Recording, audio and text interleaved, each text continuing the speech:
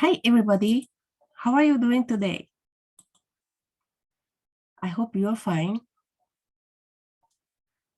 Today, I read on the newspaper that in Chernobyl facilities of the nuclear power plant, the Russians exploded part of the facilities and no energy is available. So I'm so worried about the coolant that will stop and it leads to an explosion, spreading the nuclear waste. So I'm so worried about that. So, well, as we learned on the lecture of nuclear power plant of Fukushima Daiichi, it is so dangerous to lose that kind of coolant water. So I'm very worried about that. Well, today is the International Framework for Environmental Protection, Lecture 11 on water pollution. So let's get started. The keywords are water pollution, wastewater, industrial waste, and aquatic life. So let's see, what is water pollution? Well, water pollution occurs when harmful substances, often chemicals or microorganisms, contaminate a stream, river, lake, ocean, or other body of water, degrading water quality and rendering it toxic to humans or the environment.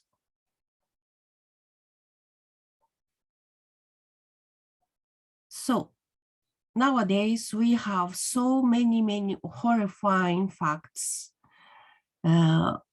Just in this picture, you can understand, and so many other facts.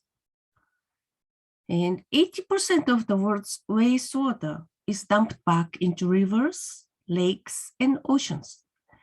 And unsafe water kills more people each year than wars and all other kinds of violence combined.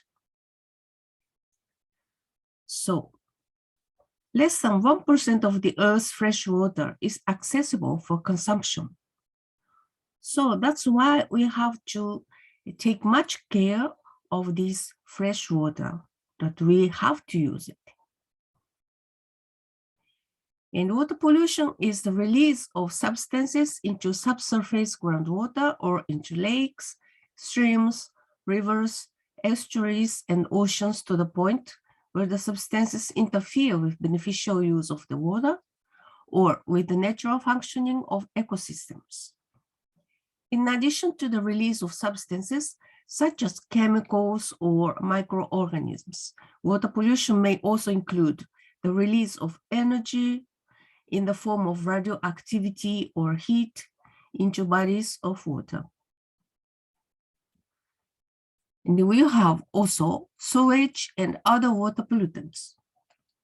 Water bodies can be polluted by a wide variety of substances, including pathogenic microorganisms, putrescible organic waste, plant nutrients, toxic chemicals, sediments, heat, petroleum, oil, and radioactive substances. There are several types of water pollutants. And domestic sewage is a primary source of pathogens.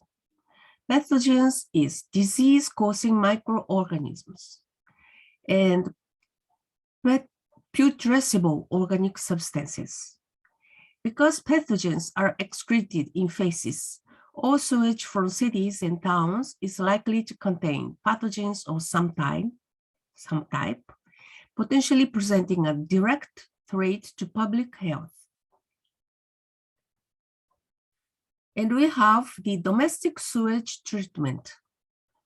Putrescible organic matter presents a different sort of threat to water quality. As organics are decomposed naturally in the sewage by bacteria and other microorganisms, the dissolved oxygen content of the water is depleted. This endangers the quality of lakes and streams where high levels of oxygen are required for fish and other aquatic organisms to survive.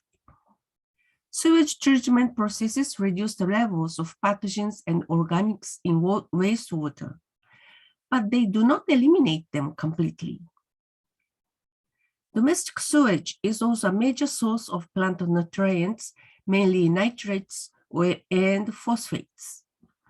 Excess nitrates and phosphates in water promote the growth of algae, sometimes causing unusually dense and rapid growth known as algal blooms.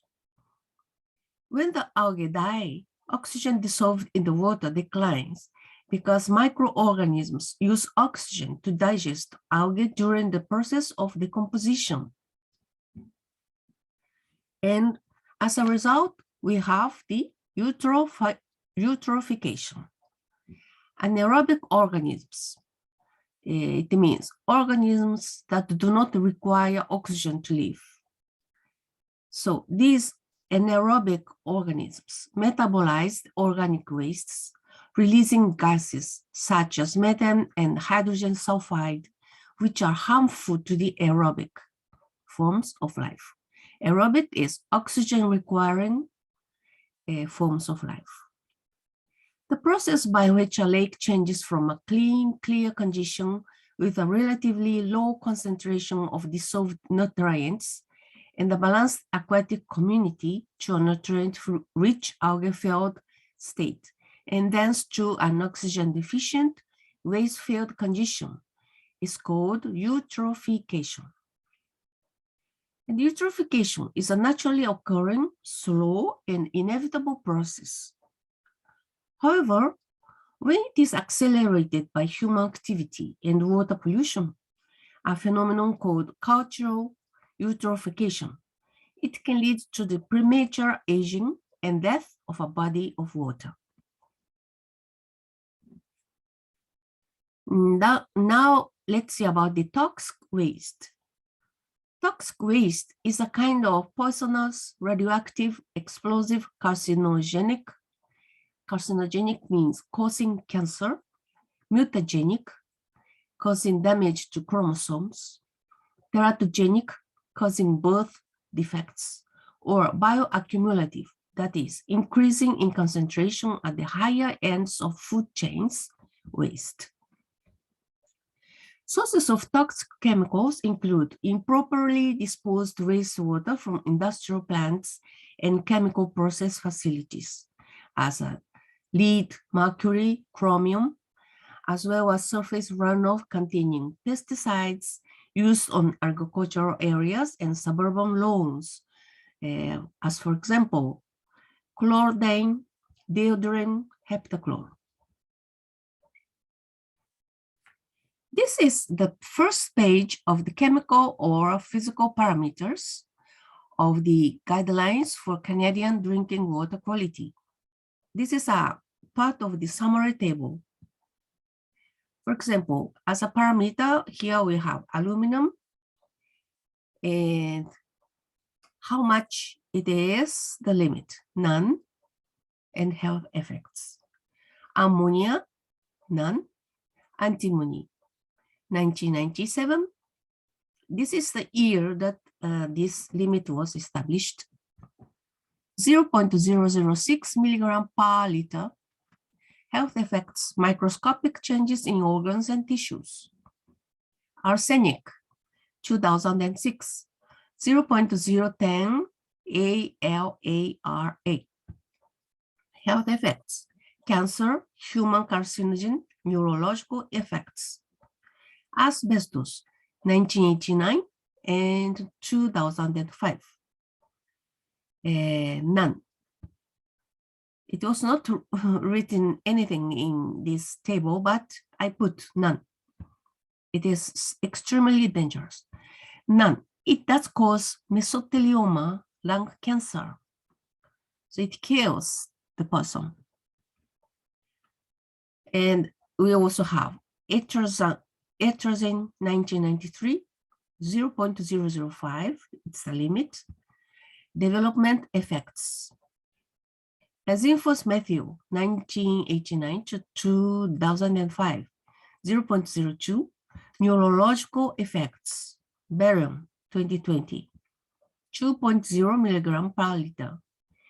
Health effects. Kidney effects. Benzene 2009, 0.005. Bone marrow changes. Benzo alpha pyrin 2016, 0.00004. It causes stomach tumors. This is contained also in the cigarettes. This is only A and B, but you should go through until Z, A, B, C, D until Z, in this guidelines for Canadian drinking water quality. In many countries, this limit is quite different, but usually it follows the WHO limit. Now let us see about the thermal pollution. Heat is considered to be a water pollutant because it decreases the capacity of water to hold dissolved oxygen in solution, and it increases the rate of metabolism of fish. Valuable species of game fish, for example, trout, cannot survive in water with very low levels of dissolved oxygen. A major source of heat is the practice of discharging cooling water from power plants into rivers, just like nuclear power plant also. The discharged water may be as much as 15 degrees centigrade, warmer than the naturally occurring water. So it sometimes is up to 20 degrees centigrade or near 30 degrees centigrade.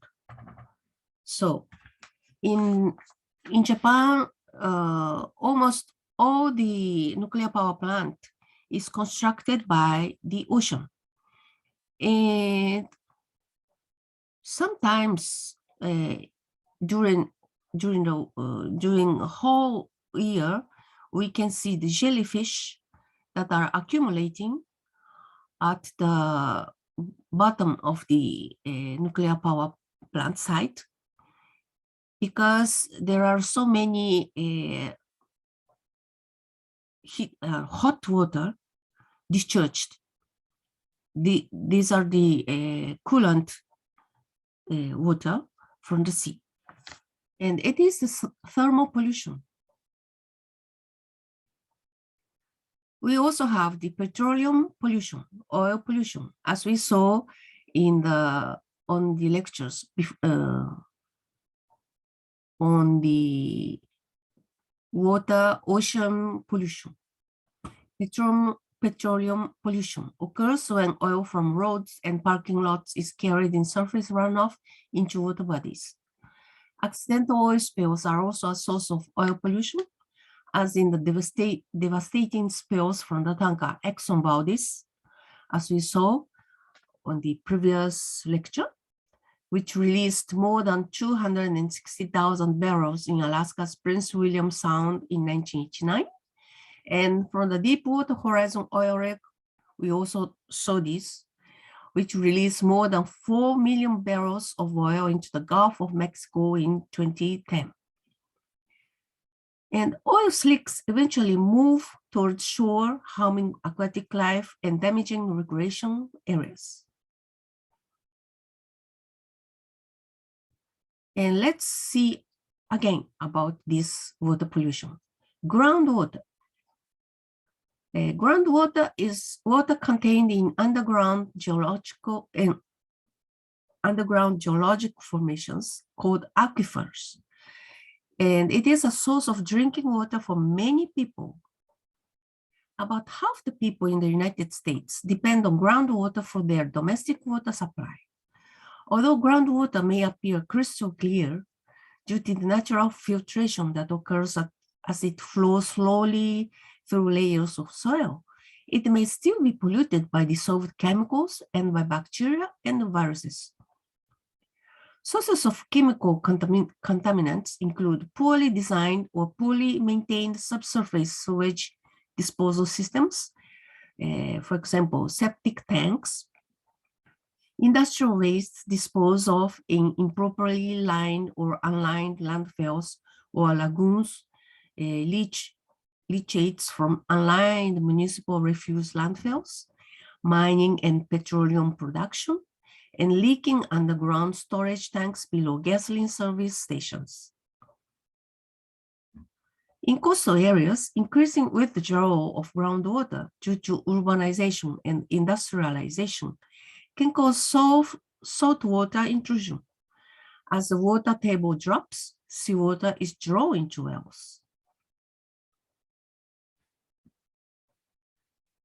And as we saw, the sources of pollution are water pollutants from point sources or dispersed sources. A point source is a pipe or channel such as those used for discharge from an industrial facility or city sewerage system. We know exactly the place where it is discharged. So it is the point source. A dispersed or non-point source is a very broad and confined area from which a variety of pollutants enter the water body, such as the runoff from an agricultural area. Point sources of water pollution are easier to control than dispersed sources because the contaminated water has been collected and conveyed to one single point where it can be treated. Pollution from dispersed sources is difficult to control, and despite much progress in the building of modern sewage treatment plants, dispersed sources continue to cause a large fraction of water pollution problems. For example, dead zones. Another ocean pollution problem is the seasonal formation of dead zones. This is the hypoxic areas where dissolved oxygen levels drop so low that most higher forms of aquatic life vanish. In certain coastal areas, the cause is nutrient enrichment from dispersed agricultural runoff and concomitant algal blooms. Dead zones occur worldwide. One of the largest of these, sometimes as large as 22,073 square kilometers, forms annually in the Gulf of Mexico, beginning at the Mississippi River Delta. And estuaries and oceans contain vast volumes of water. However, natural capacity to absorb pollutants is limited. And contamination from sewage outflow pipes, from dumping of sludge or other wastes, and from oil spills can harm marine life, especially microscopic phytoplankton that serve as food for larger aquatic organisms. Sometimes, unsightly and dangerous waste materials can be washed back to shore, littering beaches with hazardous debris. By 2010, an estimated 4.8 million and 12.7 million tons, between 5.3 million and 14 million tons of plastic debris had been dumped into the oceans annually, and floating plastic waste had accumulated in Earth's 5 subtropical gears that cover 40% of the world's oceans. So we saw this before, but for the water pollutants, it is a very important matter. So for the mediation, we have this kind of activity of the ocean cleanup. This is the non-profit global cleaning crew called the Ocean Cleanup, led by founder and CEO Boyan Slat. And he announced recently that it had reached viability of its ocean plastic collecting system technology. So he collects the debris of plastic as for the material for producing new products inside the ship. The ship itself is a kind of plant that produces many useful goods for humans. He plans to begin cleaning plastic pollution in the Great Pacific Garbage Patch immediately while beginning development of system. We saw in the previous lecture, about the plastic pollution, and we saw the map of the plastic garbages accumulated in the oceans. So the Great Pacific Garbage Patch is one of the most seriously contaminated area by the plastic pollution. So this ocean cleanup group is working on that area, Great Pacific Garbage Patch. So if you are interested, please take a look at these videos. Clicking this, we can watch it. Now, let's see about the water quality standards. Although pure water is rarely found in nature because of the strong tendency of water to dissolve other substances, the characterization of water quality, that is, clean or polluted, is a function of the intended use of the water. For example, water that is clean enough for swimming and fishing may not be clean enough for drinking and cooking. In water quality standards, it's a limits on the amount of impurities allowed in water intended for a particular use. So these standards provide a legal framework for the prevention of water pollution of all types. And let's see about the types of water quality standards. Stream standards are those that classify streams, rivers, and lakes on the basis of their maximum beneficial use. They set allowable levels of specific substances or qualities. That is, dissolved oxygen, turbidity, pH, allowed in those bodies of water based on their given classification. Effluent, this is water outflow. Effluent standards set specific limits on the levels of contaminants, that is, biochemical oxygen demand, BOD, as we call, suspended solids, SS, nitrogen, allowed in the final discharges from wastewater treatment plants. Drinking water standards include limits on the levels of specific contaminants allowed in potable water delivered to homes for domestic use. In the United States, the Clean Water Act and its amendments regulate water quality and set minimum standards for waste discharges for each industry, as well as regulations for specific problems such as toxic chemicals and oil spills. In the European Union, water quality is governed by the Water Framework Directive, the Drinking Water Directive, and other laws. In Japan also, we have this kind of rules, and usually tap water in Japan usually comes from the Japan Alps. Very clean water, and it is potable. And in old times, many foreign ships, when these ships came to Japan, they usually changed the water that they were carrying in the barrels with the Japanese water because the quality for the potable water is very good in Japan. So now let's see about the BOD, biological oxygen demand, BOD. This is the water quality indicator. So biological oxygen demand is the most important use assessment to determine water quality.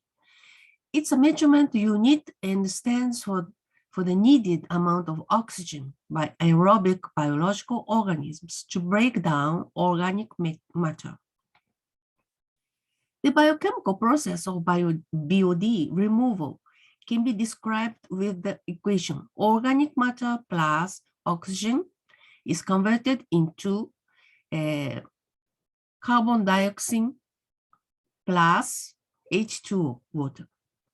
As higher the degree of water pollution, as more organic matter is present and as more oxygen is needed for the oxidization. Hence, as higher is the BOD level. The most commonly laboratory test method used is called the BOD5 test. For this testing method, 1 liter of wastewater is filled into a testing bottle and the consumed oxygen during 5 days of incubation is measured. The test method uses 5 days of incubation time, as after 5 days, most organic material has already been degraded. And we have also COD chemical oxygen demand test.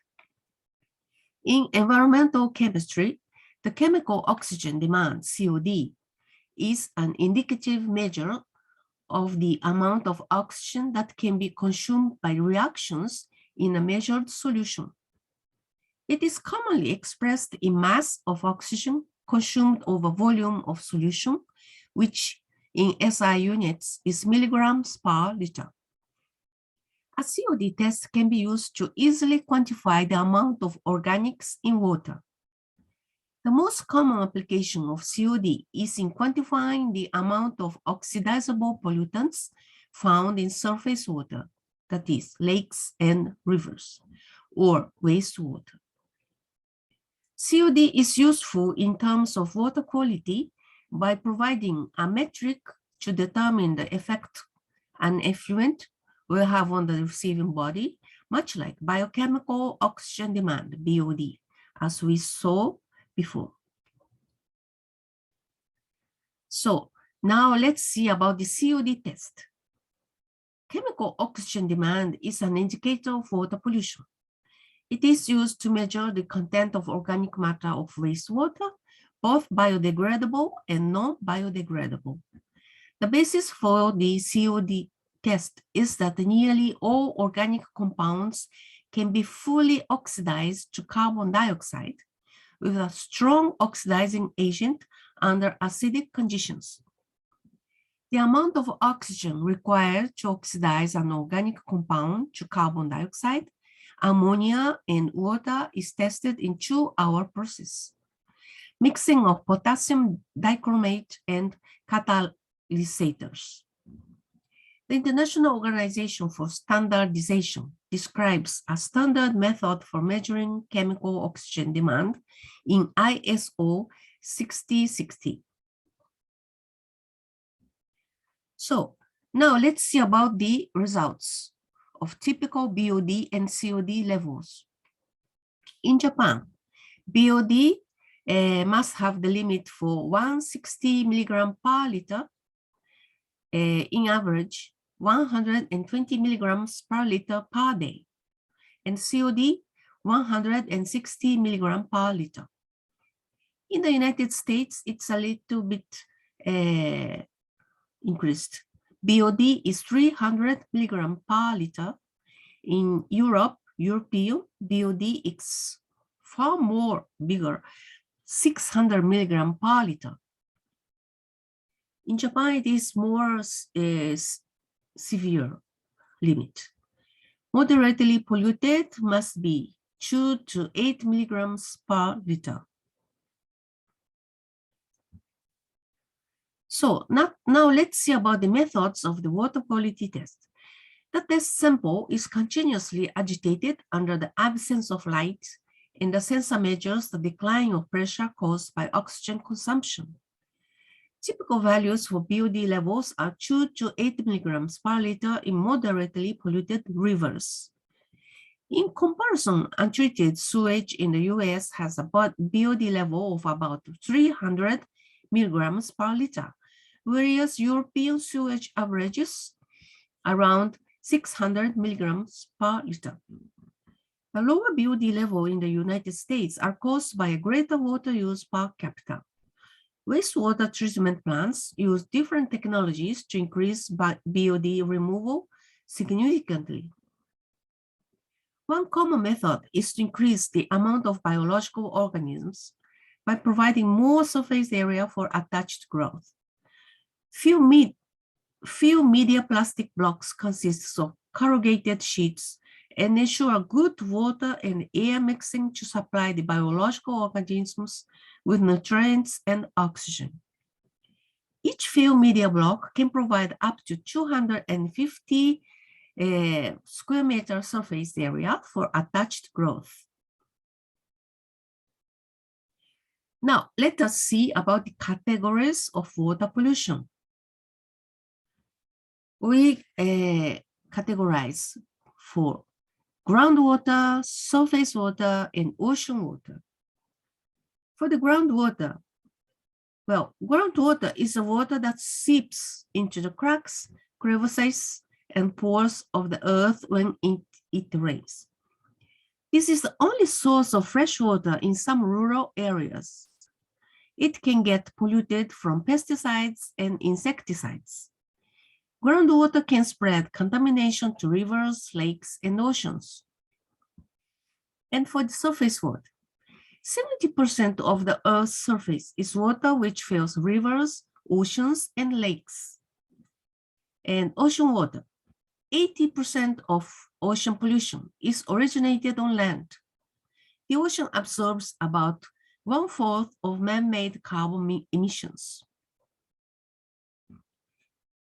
Now let's see about the point source, non-point source, and transboundary.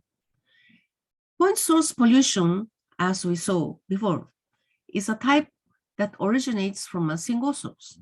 The source of pollution can be clearly identified. Examples: wastewater, oil spills, illegal dumping. A non-point source, this is pollution which spreads through diffusion. The point of origin may be difficult to be identified. Agricultural water, land debris blowing by the wind. And also transboundary. Transboundary pollution is pollution that spills from the boundaries of one country to another through ocean boundaries. Oil spill, industrial, and agricultural discharges. We saw about this on the pollution, ocean pollution by the plastics and the oil spill. This is the point source, wastewater.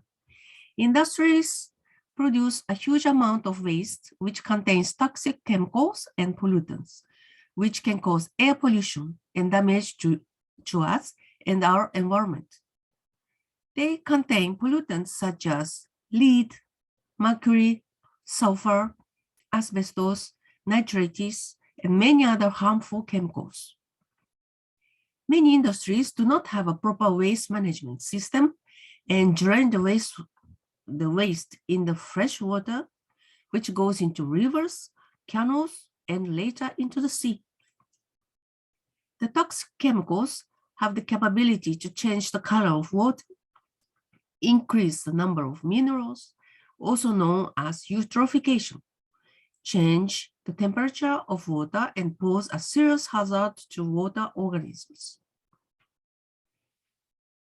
So we have also this kind of urban development.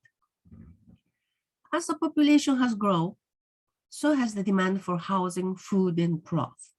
As more cities and towns are developed, they have resulted in increasing use of fertilizers to produce more food, soil erosion due to deforestation, increase in construction activities, inadequate sewer collection and treatment, landfills, as more garbage is produced, increasing chemicals from industries to produce more materials.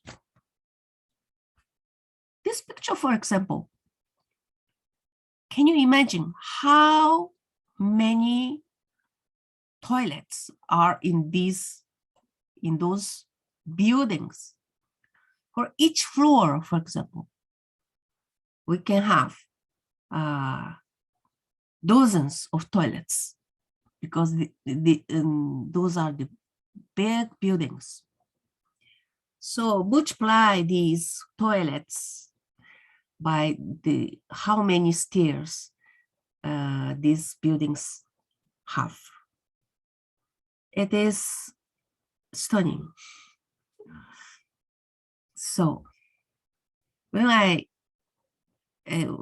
I see that kind of passage of beautiful, maybe many people should feel, how a beautiful city. I always think about how many toilets they have in these buildings, how much of wastewater used in these buildings.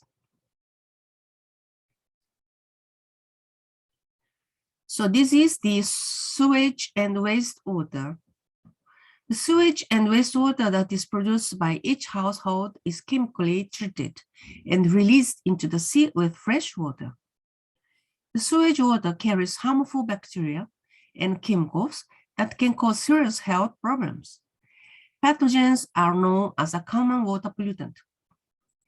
The sewers of cities house several pathogens and thereby diseases. Microorganisms in water are known to be caused of some very deadly diseases and become the breeding grounds for other creatures that act as carriers. These carriers inflict the diseases via various forms of contact onto an individual. A very common example of this process would be malaria. For example, in London, we have the famous River Thames. And Thames is polluted by cocaines because so many people use cocaines and they use toilets, and the wastewater from the toilet is contaminated by cocaines. And these cocaines will pollute the Thames River. So many main rivers of the big cities in the world are contaminated in that sense. This is the leaking landfills. Landfills are nothing but a huge pile of garbage that produces the awful smell and can be seen across the city. In many developing countries, when it rains, the landfills may leak, and the leaking landfills can pollute the underground water with a large variety of contaminants. Mining also. Mining is the process of crushing the rock and extracting coal and other minerals from underground. These elements, when extracted in the raw form, contains harmful chemicals and can increase the number of toxic elements when mixed up with water, which may result in health problems. Mining activities emit a large amount of metal waste and sulfides from the rocks, which is harmful to the water. This is the burning of fossil fuels. Fossil fuels like coal and oil, when burnt, produce a substantial amount of ash in the atmosphere. The particles, which contain toxic chemicals when mixed with water vapor, result in acid rain. Also, carbon dioxide is released from the burning of fossil fuels, which result in global warming. This is the oil spill. Oil spill poses a huge concern as a large amount of oil enters into the sea and doesn't dissolve with water, thereby opens problems for local marine wildlife such as fish, birds, and sea otters. A ship carrying a large quantity of oil may spill oil if met with an accident and can cause varying damages to species in the ocean, depending on the quantity of oil spill, size of the ocean, the toxicity of pollutants, as we saw on the previous lecture. This is the marine dumping. In the developed countries, it is not so serious, but in the developing countries, where they do not have the dumping facilities, the problem is very serious. The garbage produced by each household in the form of paper, aluminum, rubber, glass, plastic, food is collected and deposited into the sea in some countries. These items take from 2 weeks to 200 years to decompose, sometimes 400 years or thousands of years. When such items enter the sea, they not only cause water pollution, but also harm animals in the sea. This is another chemical fertilizers and pesticides used in agriculture. Chemical fertilizers and pesticides are used by farmers to protect crops from insects and bacteria. And they are useful for the plant's growth. However, when these chemicals are mixed up with water, they produce harmful plants and animals. Also, when it rains, the chemicals mix up with rainwater. They flow down into rivers and canals, which pose serious damage for aquatic animals. This is the example of leakage from sewer lines. A small leakage from the sewer lines can contaminate the underground water and make it unfit for the people to drink. Also, when not repaired on time, the leaking water can come on to the surface and become a breeding ground for insects and mosquitoes. Another serious problem is the radioactive waste. As I said before, except for Finland, no countries has yet this radioactive wasteland. The nuclear waste that is produced by radioactive material needs to be disposed of to prevent any nuclear accident. Nuclear waste can have serious environmental hazards if not disposed properly. As you saw before, the half-life of these radioactive substances are very long, some millions or billions of years. Major accidents have already taken place in Russia, United States, European Union, and Japan. And on oil spill, we saw so many times, but let us see again about the Torrey Canyon. In 1967, the tanker Torrey Canyon suffered a big accident in the Sea of England, resulting in a big-scale ocean pollution ever happened. This was a starting point for the amendments of the international law for the pollution of the sea by the oil spills by the International Maritime Organization, IMO, in 1969. And in 1973, the MARPOL Convention entered into force for stopping the pollution of the seas. And we also have Basel Convention. Basel Convention on the control of transboundary movements of hazardous waste and their disposal. This is of March 2006. 167 countries and one organization, European EC members. And we also have the problem of global warming to the water pollution. An increase in Earth's temperature due to the greenhouse effect results in global warming. It increases the water temperature and results in the death of aquatic animals and marine species, which later results in water pollution.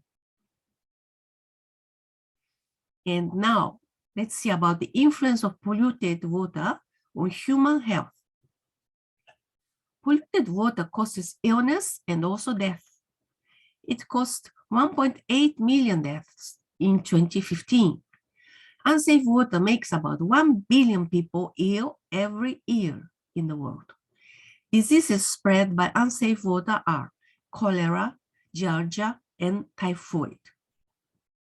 Chemical pollutants in water cause diseases such as cancer, hormone disruption, and altered brain and sensory functions. Swimming in polluted waters cause problems such as skin rashes, pink eye, respiratory infections, and hepatitis.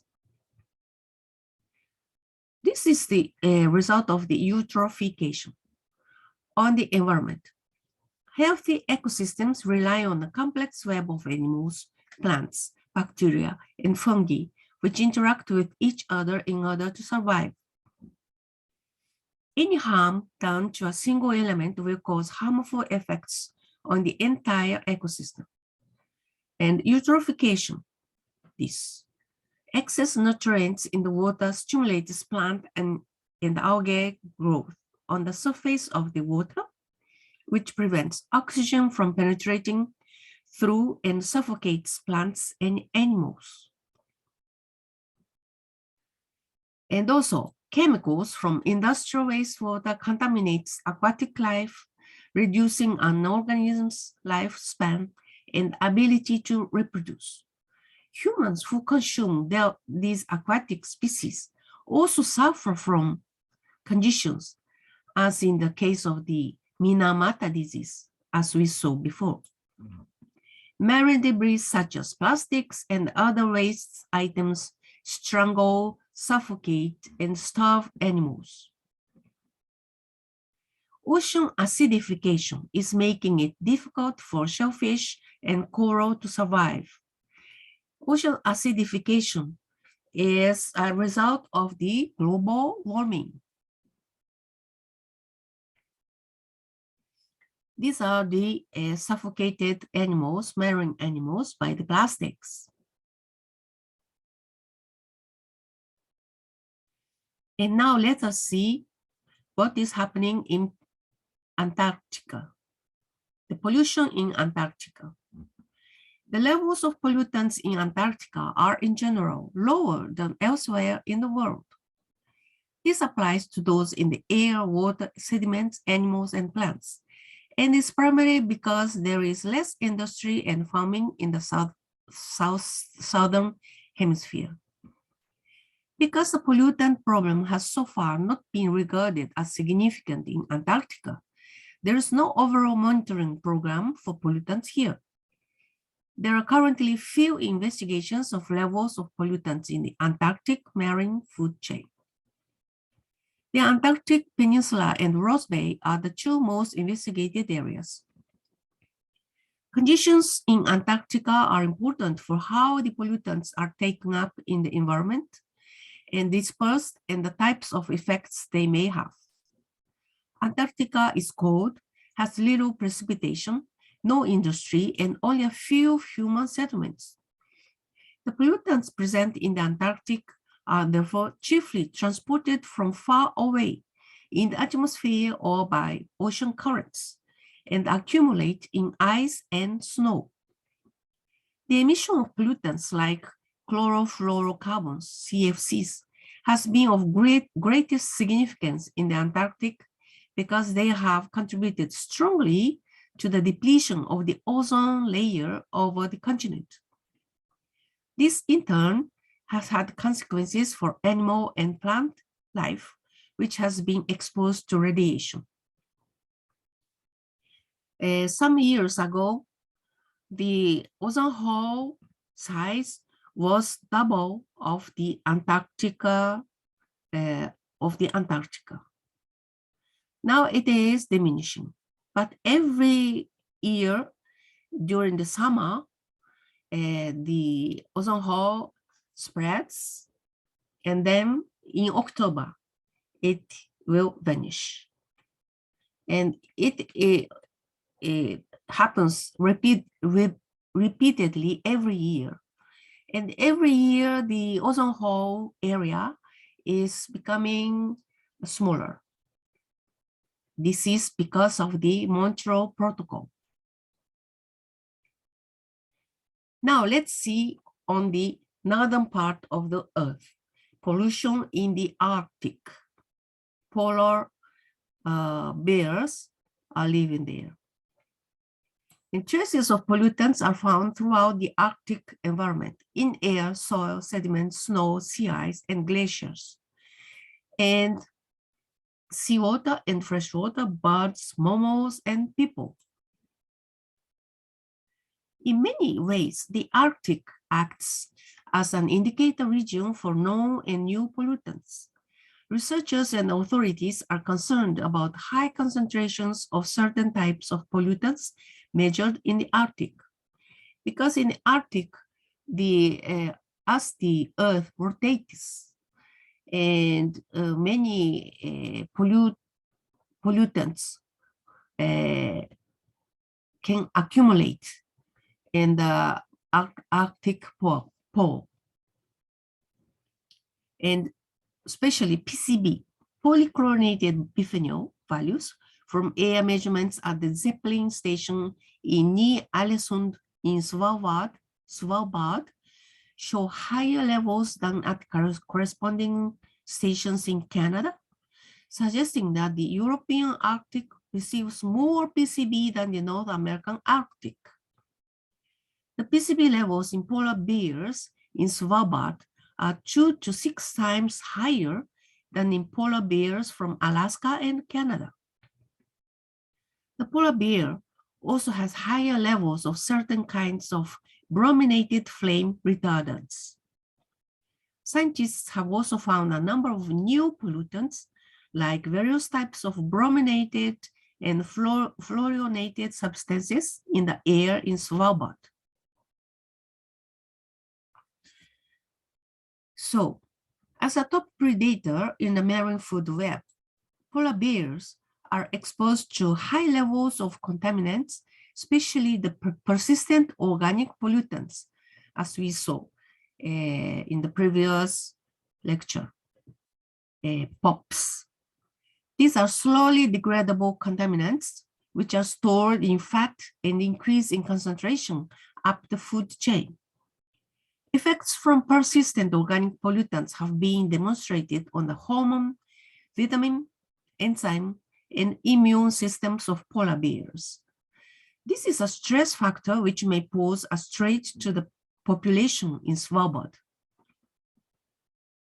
The main sources of contaminants in the Arctic are regarded as being the fairly densely populated and industrialized parts of the world.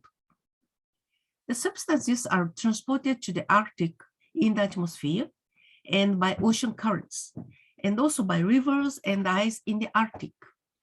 These are the most important means of transport, but pollutants carried by animals which move between the polar areas may also have some significance. These are the figures on important factors. This is the tons of fresh water used by the worldwide this year.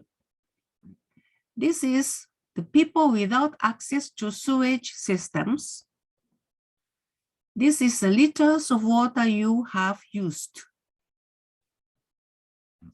And this is the death from dirty water and related diseases this year. And this is the number of people in need of water right now. This is the tons of virtual water treated this year. This virtual water, I said before, each time you import products from the another countries. If the product is an agricultural product, for example, soy or maybe rice, these kind of products consumes a lot of water while it is in the cropland. And also, if you are importing meat, cow meat or pork or chicken, for example, the water used for creating them, all this kind of water used is called a virtual water traded. So we do not see the water, but the product without water couldn't be there.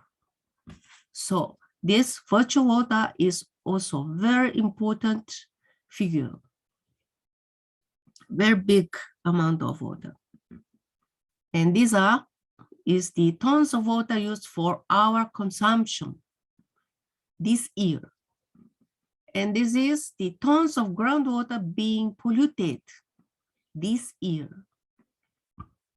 And this is time left till the world runs out of fresh water, 19 years. Unless water use is drastically reduced. Only 19 years.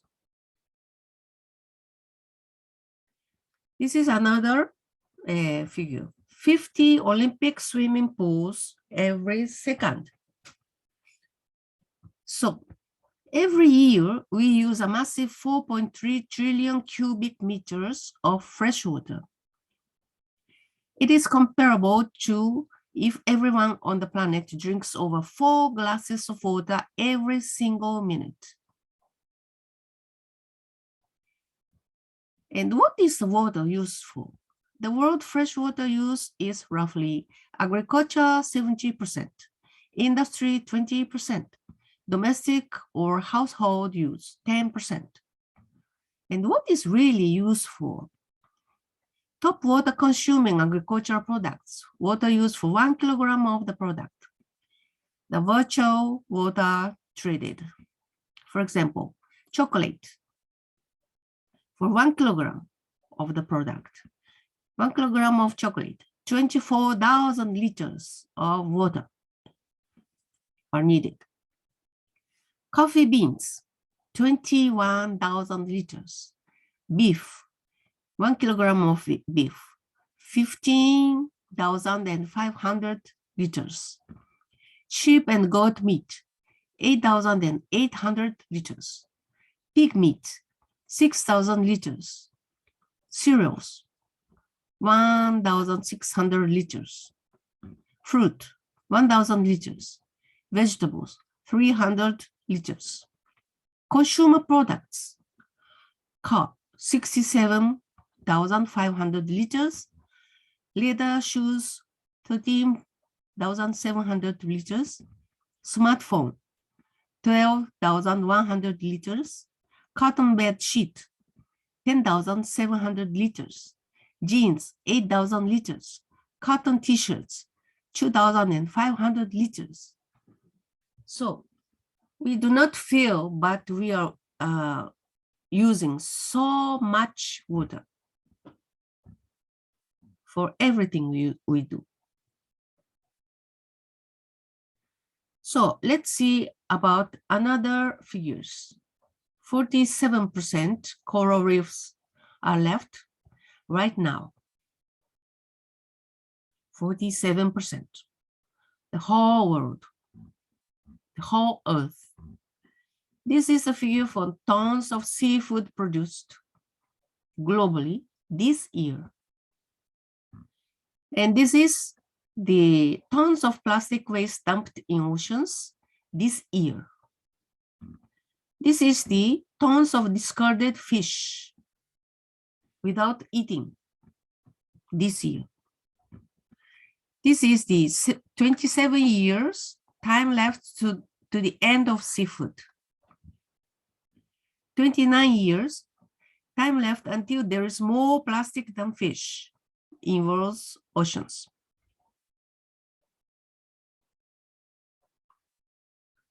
So, children born today may be the last generation to see coral reefs. Up to half of the coral reefs are already lost or severely damaged. The decline continues with alarming speed. It's happening at twice the pace of rainforest decline. 2048, no more fish. If the current rate of overfishing continues, the world's oceans will be empty of fish by 2048. We are in 2022. 2050, more plastic than fish in the world's oceans. One garbage truck of plastic dumped into the oceans every minute. By 2030, it will be 2 trucks per minute, and by 2050, 4. 10 countries with the world's drinking water. Let's see. Uganda, Ethiopia, Nigeria, Cambodia, Nepal, Ghana, Bhutan, Pakistan, Congo, and Mexico, with the world's drinking water. In Japan, for example, we can drink water from the tap, from tap water. But it is hard to find another countries that can have the potable water by tap. This is the industrial organic pollutants per cubic kilometers of fresh water.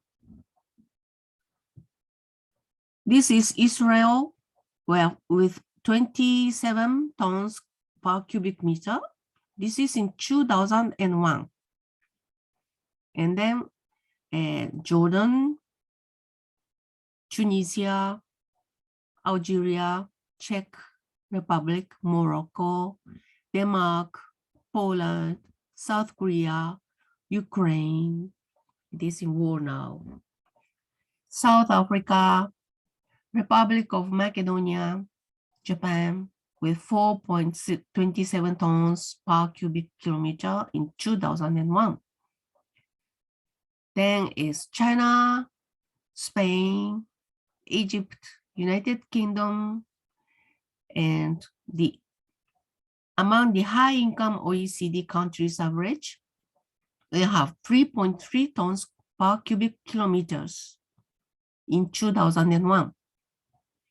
18th is Switzerland, 19th Portugal, and 20th France, with 2.49 tons per cubic kilometer of organic pollutants.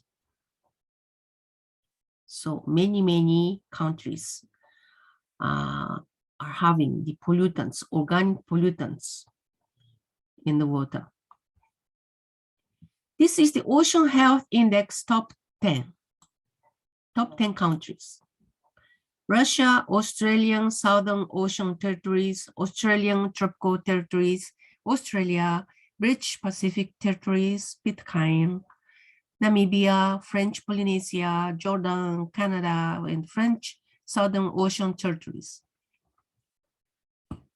So this is including also, excluding the economic zone, EEZ. Exclusive economic zones, EEZ, represent the areas over which a coastal nation has exclusive regulatory control over economic and resource management. And countries are bordered by territorial seas that extend 12 nautical miles offshore. EEZs continue seaward out to 2,000 nautical miles offshore. Reporting units for the Ocean Health Index include all waters of a country's territorial sea and EEZ. The Ocean Health Index refers to the entire area as the EEZ. A country can determine the use of marine resources within its EEZs, including fishing regulations, production of wave and wind energy, designation of marine protected areas, and the mining of natural resources. Some countries with extensive coastlines, such as the United States, Chile, and Australia, contain multiple EEZs. EEZs include 40% of the global ocean area and nearly all of the world's continental shelf area. These areas produce the vast majority of food, natural resources, recreation, livelihoods, and other benefits to humans. They are also subject to the majority of impacts from human activities. And recently, North Korea, since January of this year, 2022, fired 9 missiles inside the Japanese EEZ. And it is very dangerous, and it is a very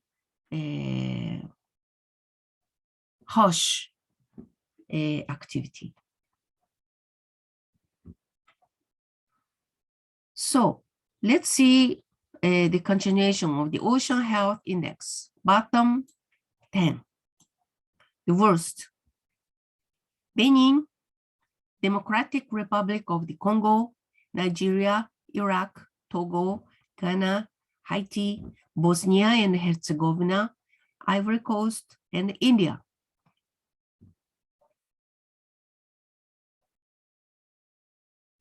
So, what now should we do with our actions? Reduce, reuse, recycle. Everybody know about this. Proper disposal of chemical cleaners, oils, and non-biodegradable items to keep them from ending up down the drain.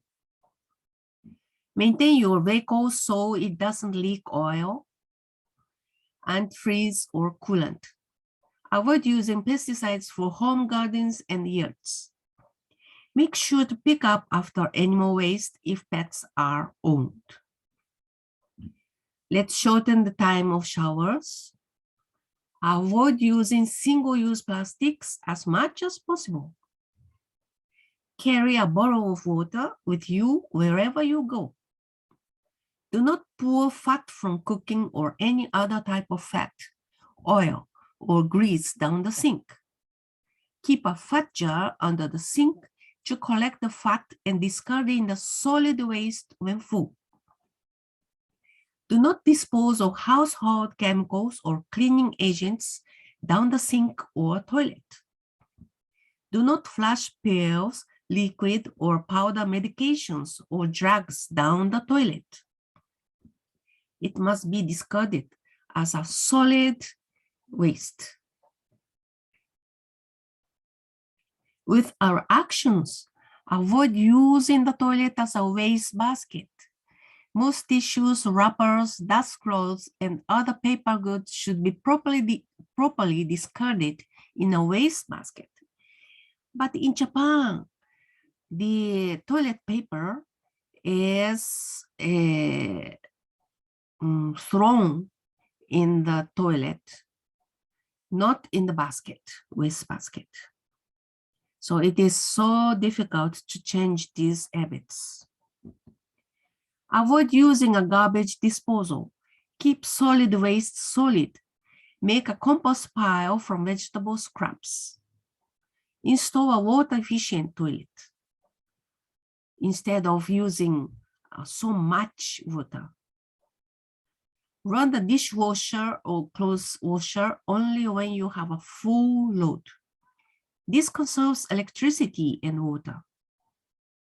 Use the minimum amount of detergent and/or bleach when you are washing clothes or dishes. Use only phosphate-free soaps and detergents. Minimize the use of pesticides, herbicides, fertilizers. Do not dispose of these chemicals, motor oil, or other alternative fluids into the sanitary sewer or storm sewer systems. Both of them end at the river.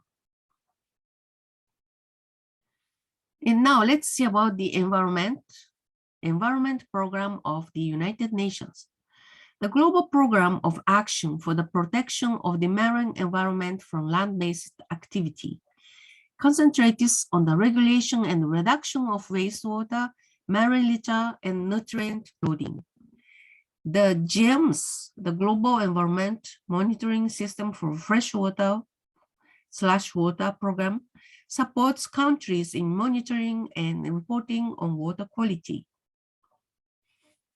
The UNEP, an environment promotes nature-based solutions to water resources management, including for water quality, and is contributing to the topic for the 2018 World Water Day and 2018 World Water Development Report, coordinated by UNESCO WWAP, World Water Assessment Program. United Nations Environment is also the global custodian of Sustainable Development Goal SDG Target 6.3.2. It is proportion of bodies of water with good ambient water quality, helping countries understand, measure, and report on ambient water quality. So, let's face it, humans are pretty messy. It's because of humans that the environment is so degraded. And industrial processes like mining and manufacturing are important parts of keeping civilization going. But they all impact the environment. Sometimes that impact is particularly big and messy, leaving behind hazardous waste that can take years or even decades to clean up. Decades is too short, thousands of years. So I suggest that you watch this video, 7 super toxic US sites. It is 10 minutes video. I suggest that you watch this. The references for this lecture are here about BOD and COD levels in Japan. This is the homepage of Japan Environment Ministry. And we have water pollution definition, causes, effects, solutions, examples, and facts by Britannica. The ocean cleanup begins cleaning the Great Pacific Garbage Patch. This is another very good video for mediation of the ocean garbage. And we also have these home pages, sites, interesting sites. Okay, so that's all for today. I think that there was some repetition from the ocean pollution of the plastic and oil spills, but it is part of the water pollution. And so I repeated a little bit, okay? So let's see on our next lecture, and stay healthy, and thank you very much for watching, and bye-bye for now. Thank you very much. Bye-bye.